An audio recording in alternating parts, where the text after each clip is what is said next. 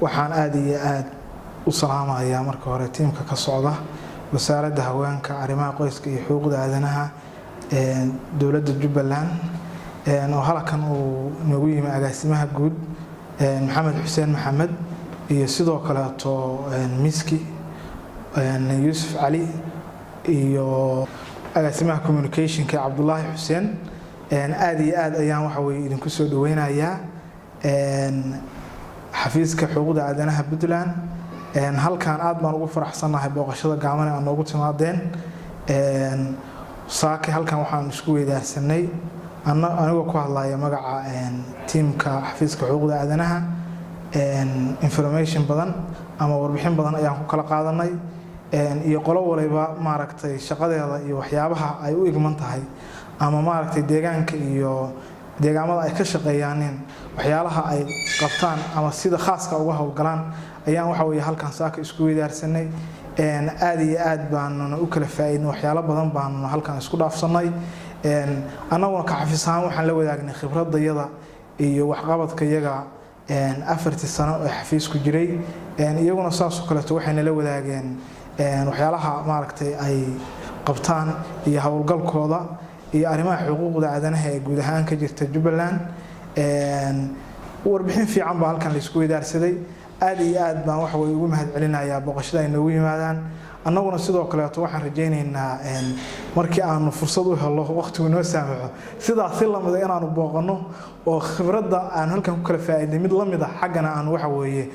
isku dhaafsano iyagana aan ka faa'iidino waxa weeye Soomaalidu waxa ku maahmaadaa gacmo wada jir bay wax ku gooyaaniin xuquuqda aadanaha tiimku ama ha joogeen Puntland ama ha joogeen Jubbaland ama gobolada kale oo Soomaaliya ha joogeen waxa muhiim ah laga maarmaan oo biyo kama dhibcaan ah in si wada jir loo ilaaliyo xuquuqda aadanaha guud ahaan ee Soomaaliya waxa weeye waana waajibaad guud oo dhamaanteen inoo wada yaala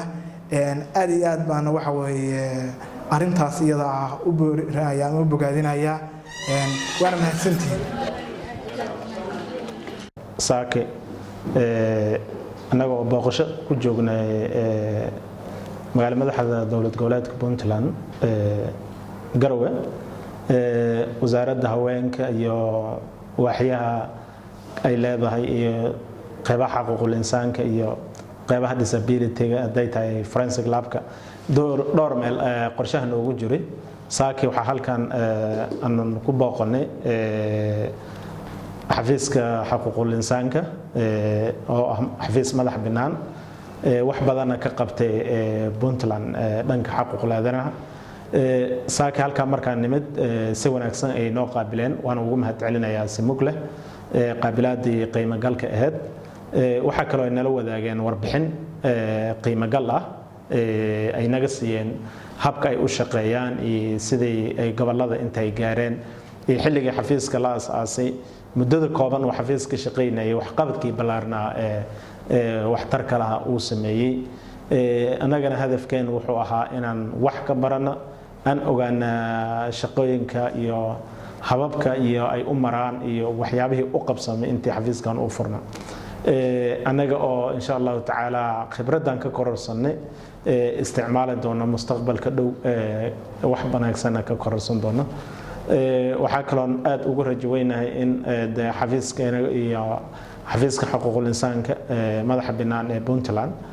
wax badan aan isdhaafsan doono mustaqbalka aan yeelan doono xiriir dhow oo insha Allah taala looga adeegi doono bulshada Soomaaliyeed waayo Soomaaliya waa dal colaad ka soo kabanaya inteeda badan isbedelaad fara badan iyo wax qabadna way u baahan tahay saaxiibada halkan nagu qaabilaya xafiiska joogana ayagana aad iyo aad ayaan ugu mahad celinayaa qaabilaadii wanaagsan